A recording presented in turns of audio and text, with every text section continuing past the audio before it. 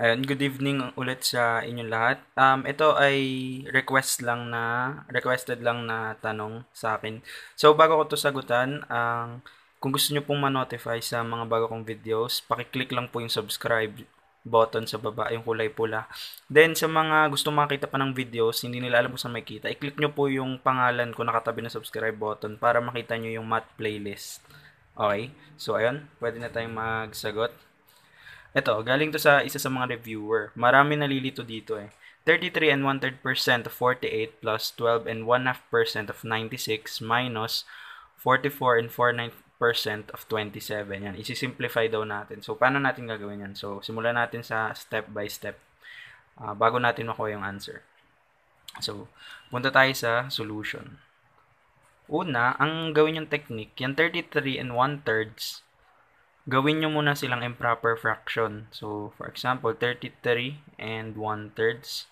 Kung hindi ka pa marunong gumawa ng improper fraction, may tutorial video ako sa conversion ng mixed number to improper fraction. Pero dahil nandito ka na, ituturo ko na din. Kung gusto mo lang malinawan, check mo yung video. Yun. Ayan, di ba, ito yung mixed number, 33 and 1/3. So, 3 times 33, it's 99 plus 1. So, ito, magiging multiply. Then, dito plus 3 times 33, 99 plus 1, 100. Then, yan. So, gawin muna natin na ito yung magiging improper fraction yan. 100 over 3. Kinakopy lang natin yung denominator. Tama? Yun, nagawa mo na yan. Tandaan nyo, yung 33 and 1/3 ay same nitong 100 over 3. Iba lang ito ng forma. Ito kasi ay mixed number. Ito ay improper fraction. Pero parehas lang yan sila. Ang ginawa natin, ginanito natin para mas mabilis. Ulit, kapag i-convert yung mixed number sa improper fraction, 3 times 33. Itong nasa denominator, multiply mo dito sa number mo. Then ito, whole number mo, plus 1. So, yun. So, mayroon kang 100. Then, copy mo lang yung denominator kanina. So, 100 over 3. Ngayon, may nakalagay pa doon, 33 and 1/3%. Nasolusyonan na natin yung 33 and 1/3, di ba? Eh ano yun, may nakalagay na percent. May nakalagay na percent, ibig sabihin yung percent na yan is 100. So, kung nakuha mo na to, ito na yung magiging value mo. 100 over 3 divided by 100. Ganyan yun. Tapos, anong mangyayari dito? Ang mangyayari dyan is 100, or rewrite natin na over 3, divide mo daw sa 100. Yung 100 na to, may, ano yan, may 1 na invisible. So, imaginary lang tong 1 na to. Para lang hindi kayo malito na akala nyo hindi yan. Pwede kasi fraction din yan, 100 over 1 ibig sabihin. Ngayon, ang ginagawa natin kapag nagdi-divide tayo ng fraction, i-flip natin yung isa habang pinapanatili yung isa. So, i-flip natin tong 100 over 3, gawin na siyang 3 over 100. Ngayon, kapag flip mo yan, yung division na operation, magiging multiplication. Then, 100 over 1. Ngayon, kung hindi ka pa nakakapanood ng video ko sa fraction, panoorin mo yun. Itinuturo ko kung paano gawin to. Pero yan, kung yan, dahil i-divide mo sila, ang technique kasi sa division ng fraction, if i-flip mo yung isa, at ipapanatili yung isa kagaya dito. I-flip natin to, instead 100 over 3, gawin natin 3 over 100 times 100 over 1. Papanatiliin yung isa.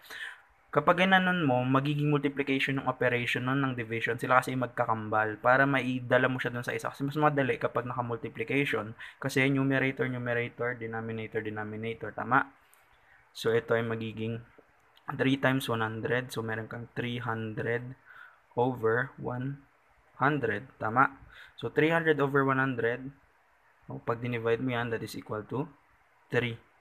Ngayon, itong 3 na to, hindi pa yung value mo. Ang hinahanap mo is 33 and 1/3% ng 48. So, anong gagawin mo? Yung 48 na value mo, ay i-divide mo dyan sa nakuha mo. I-divide mo siya saan mo siya i-divide? I-divide mo siya sa 3. So, 48 divided by 3, that is 16. Tama? So, ayan, 16 yung value niya. Ngayon, ang sagot mo dito sa 33 and 1/3% ay 16. Sige.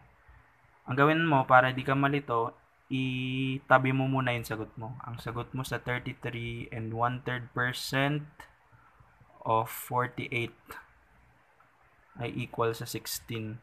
itabi mo muna siya. Hindi pa yun yung final answer mo kasi may mga natitira pang iba, di ba, sa operation. Itabi mo lang, mamaya mo i-perform ang operation. Ayan, so, ayan yung una. Okay, sunod. Meron kang 12 and 1/2% of 96. Tapos na natin yung kanina, di ba? May 33 and 1/3% of 48. Ito ay 12 and 1/2%. Ganun lang din gawin mo sa ginawa natin kanina. Di ba? 12 and 1/2. Unahin mo yan. Ihiwalay mo muna yung percent. I-convert mo muna ito sa improper fraction. So, 2 times 12, di ba? Magiging multiply. 2 times 12, 24 plus 1, 25 over 2. Kasi kakopy mo din yung denominator ng original mo. Tama? 25 over 2. Meron ka na yan. Ngayon, meron ka pang percent. Ibig sabihin yan, di-divide mo daw sa 100. Ang ibig sabihin yung percent sign ay 100 ah. Always, kapag nakita kayo niyan, 100 ang ibig sabihin yan. Ngayon, nakuha mo na yung improper fraction mo, 12 and 1/2. Yung percent, yung 100 galing yan dito kasi 12 and 1/2%, di ba? So, perform the operation, 25 divided by 2 or 25 halves divided by 100. Eh, di ba yung 100 natin, may invisible 1 yan? Or yan, lagay natin imaginary para hindi ka lang malito. Ang technique natin kapag nagdi-divide ng fraction, if i-flip yung isa, papanatiliin yung isa. Flip yung isa, magiging 2 over 25. Eh, dahil flinip mo yan, magiging multiplication na yung operation mo. Mula sa division, mapupunta siya sa multiplication. Panatiliin mo yung isa, over 1. This is 200 divided by 25. Tama? So, ayan. Meron kang 200 divided by 25. Ilan ba yon? So, alam natin na kung may 25 ka, ang apat na, ayan, 25, 25. 25 times 4, 5, 10, 15, 20, 0, kaya 2, 5, 10, 15, 20. Tama, diba? 4, 8, 9, 10. So, meron kang 100. So, ayan, may 100 ka pa lang doon sa apat na yun. So, gawin mo siyang 8 para maging 200. So, 8, 16, 8, 42, 40, 0, carry 4, 8, 16, and plus 4, so 20. So, 200. So, meron kang 8. So, ang sagot mo dito ay 8. Tama? Ngayon, hindi pa yung final answer mo. Kasi ang hinahanap mo ay 12 and 1/2% daw ng 96. Tama? So, ang mangyayari dyan, ganito. Yung 96, di-divide mo dun sa value mo ng 12 and 1/2%, which is 8 daw ang value base sa nakuha natin.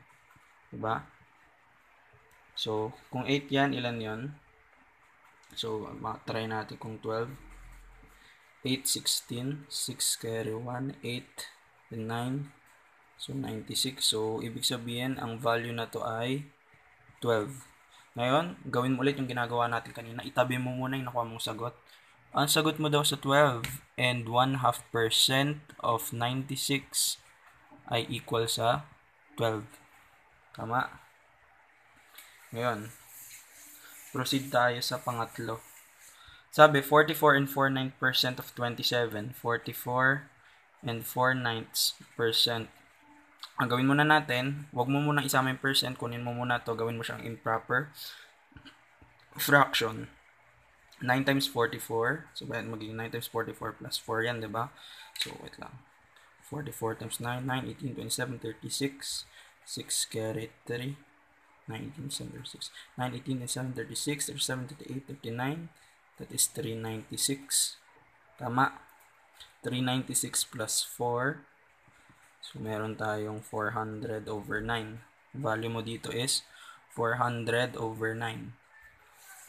Okay, baka nalito ka. Itong ulitin ko ha, yung mixed number na to at ito ay parehas lang. Ito ay ibang form lang niya. Ginagawa natin ganito para mapabilis yung operation. 400 over 9. So, ayun. May 400 over 9 ka na. Tapos, may percent ka, diba? So, divide mo yan sa 100. Tama? So, 400 over 9 divided by 100. Since alam natin may imaginary 1, nandyan yan. Ginagawa pag nagdi-divide ng fraction, i-flip yung isa, 9 over 400. Para maging multiplication yung operation. Para mabaliktad siya at maging multiplication yung operation. Hindi ka mahirapan sa pagdi-divide. Then 100 over 1. 9 times 100 is equal to 900 over 400. Tama? Ngayon, para mapabilis ka sa pagdi-divide, syempre, yan, so, di ba, 900 over 400. May technique kasi dyan. Tingnan mo, parehas silang may dalawang zero. Pwede mo nang cancelin yan. Parang maiwan na lang sa'yo 9 over 4. Kasi same lang din yon sa 900 over 400. O, tanggalin mo yung 0 nun. Dalawa tinanggal mo, dalawa din tinanggal mo dito. May 1 ka 9 over 4, di ba? 9 divided by 4 na lang. Tama? So, ilan meron dun? Ilan ba meron? So, alam natin, meron, di ba? 4, 8, 8. Sa 8, ayun, yung 8. So, sa 9, so, kung 4 yan, 4, 8. So, may dalawa na ako nun. 9 yan, di ba? So, alam na natin may dalawa tayo. Ngayon, i-analyze natin yung natitira pa. Diba, 8 na lang yan. Tapos dito magiging 1 to. Ngayon, para hindi ka mahirapan sa gagawin mo, ganito ang tatandaan mo. Sige. Kasi ito, hindi na dapat pa i-ganyan sa division. Kung maiwanan ka ng 1, kunwari, i-divide mo yon. Kunyari, meron kang 1. I-set mo yan as para siyang 100. O, hinati mo, kunwari, sa 4. So, kunyari, hinati mo yan. Divide mo siya sa 4. Ilan yon? So, meron kang 25. 1 lang yan, di ba? 1 lang yan. So, yan. Ito kasi gagawin. Ayan. So, ayan. Mangungutang tayo ng 0 dito. So, magkaka-12 point ka dito. 100 divided by 4 is 25. So, ayan. Meron kayong 2.25. So, ang value mo ng nito, 9 divided by 4 ay 2.25. Tama. Hindi pa yan yung sagot mo. Yung 2.25, hindi pa yun yung final answer mo. Kasi, ang hinahanap sa'yo ay 44 and 4/9% of 27. Ang gagawin mo, yung 27, i-divide mo sa 2.25.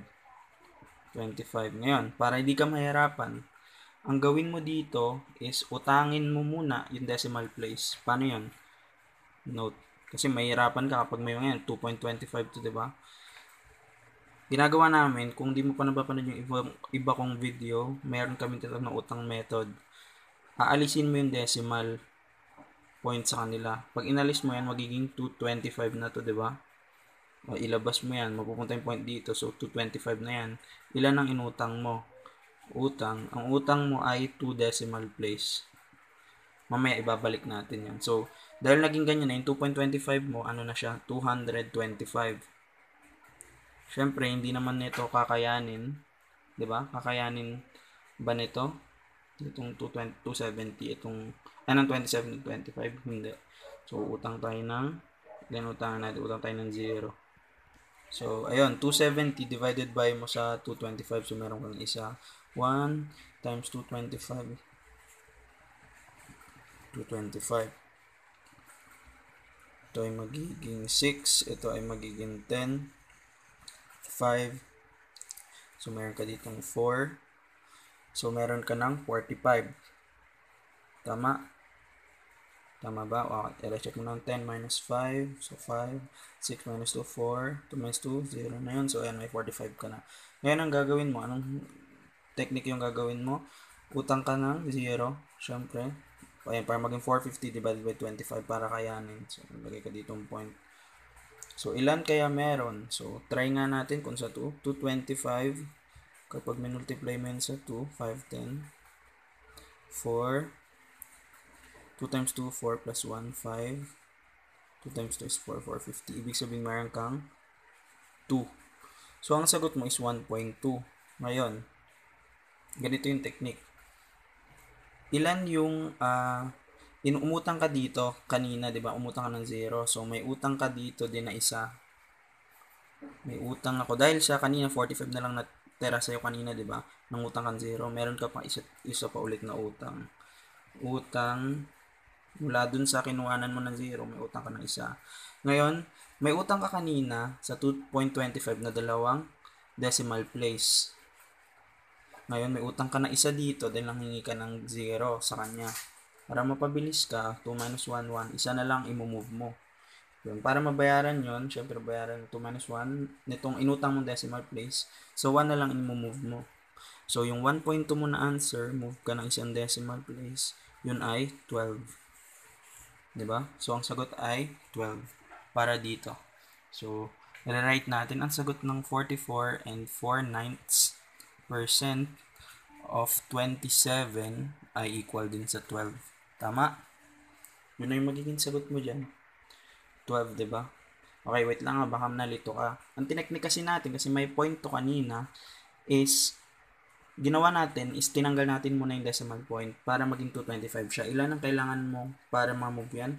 1, 2, 2 decimal place. Sa tekniko kasi may utang method akong tinatawag para mapabilis yung pag-solve mo. Nang utang kong 2 decimal place.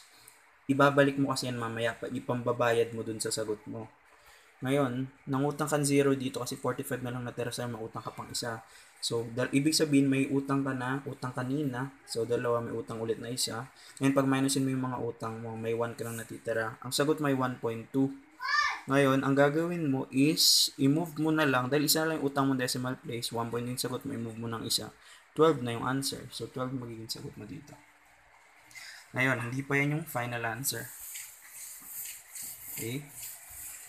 Base sa mga sagot mo, perform na natin operation. Sabi, 33 and 1/3% of 48. Ang sagot natin dun ay 16. Tapos, 12 and 1/2% of 96, which is 12. Plus mo daw dun, diba? Then, ang sabi, minus 44 and 49% of 27. So, minus mo dun sa 12. So, ilan magiging sagot mo? So, 16. Plus mo siya sa 12. Ilan yon? 8 ito. 28. Bawasan mo ulit ng 12 dahil dito 8 minus 2, so hanggang 6, 2 minus 1 is 1, 16. So ang sagot doon sa tanong na yun, pag nakita nyo, sagot yan ay 16. So ayun na, ayun guys, ulit kapag hindi mo pa napanood yung video ko sa fraction, para hindi ka malito sa pagturo ko ngayon na naka-fraction, check mo yung video ko sa fraction. Click mo lang yung name ko nakatabi ng subscribe button para daling ka sa playlist ko. And ayun nga guys, yun yung method para ma-solve to. So ayun, maraming salamat and good luck ulit.